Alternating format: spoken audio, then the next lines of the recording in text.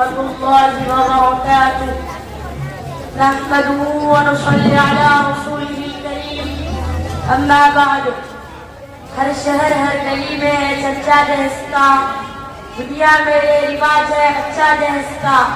لڑکے کا جنم ہوتے ہی کہتا ہے فخر سے 1 لاکھ کا ٹکٹ ہے یہ بچہ جہیز کا. یہ کیا زمانہ آ گیا، خوشیاں بھی غم بن گئی، ہواؤں نے رخ پھیر لیا، اپنوں نے منہ موڑ لیا. والدین کی نیند حرام ہے، بھائی بہن کا چین و قرار رخصت ہے. ان کا قصور صرف یہ ہے کہ ان کے گھر اللہ تعالیٰ نے ایک خوبصورت لڑکی عنایت کی ہوئی ہے. عقل حیران ہے، سب پریشان ہیں. وجہ صرف اور صرف یہ ہے کہ سارا معاشرہ جہیز کی جلستی آگ میں چل رہا ہے. آج معاشرے میں عورتوں کی کوئی عزت و عظمت نہ رہی. میں یہ کہوں تو بے جانا ہوگا کہ جاہلیت کا دور پھر لوٹ آیا ہے.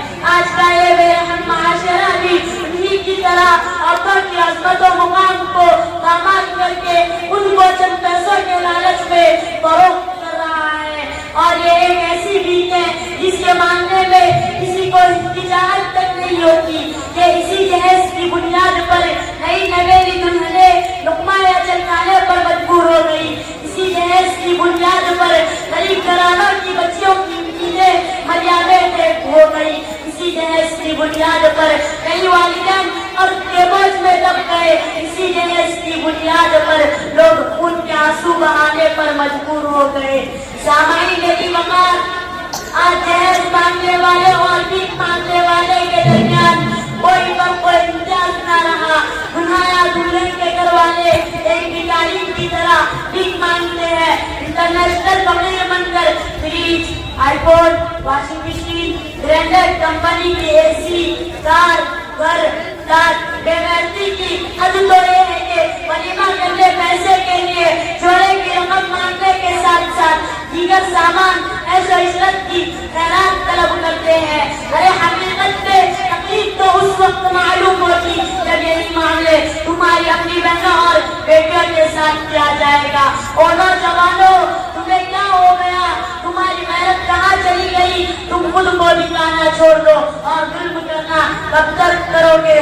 خدایا نادان اور کمزوروں پر ظلم مت کرو.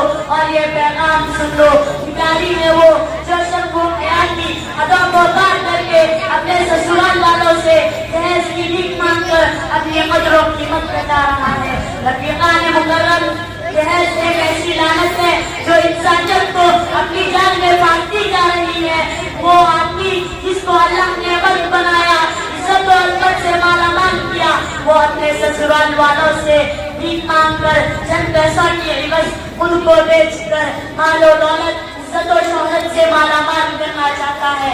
حالانکہ سرکار دو عالم صلی اللہ علیہ وسلم پر صاف طور پر اس کا ذکر کیا کہ اے مرد، تو وہ ہے جس کو اللہ کے عزت و عظمت، شان و شوکت اور عورتوں پر فوقیت عطا فرمائی. پہلے دیکھا تھا بازار میں بکتے ہیں صنم، آج کیوں شرم نہیں آتی کہ بکتے ہیں ہم. خدا کی قسم، مرد کی قیمت کے کم مرد بک سکتا نہیں، بکتے ہیں مٹی کے صنم. وآخر دعوانا الحمدللہ.